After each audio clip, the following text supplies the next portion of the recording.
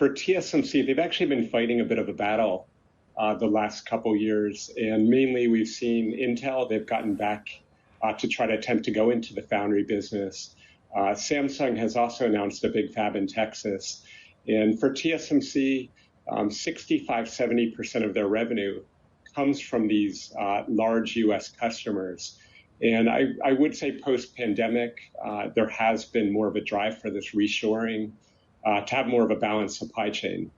So in a way, it's as much a victory for U.S., but also for TSMC to be able to expand faster into the U.S.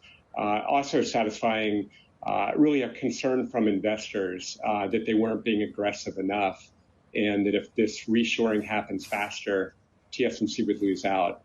So in a way, with this bigger fab investment, does keep them in the game for a lot of their key customers that now have more demand for overseas capacity outside of Taiwan.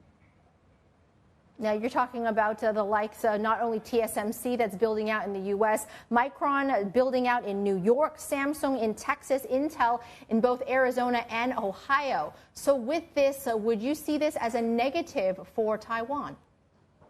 Yeah, I mean, the way to look, and there's been a fear about the Taiwan shield, that having all this capacity in Taiwan is protection. The big thing to keep in mind, though, even with this investment, the capacity they're putting in, 50,000 wafers, that compares to 1.3 million wafers that TSMC has overall, 90% of that capacity in Taiwan. So even after they build this out, about 5% of TSMC's capacity would be in the U.S. Now it's the more advanced, so about 10 to 15% of revenue would be from this capacity.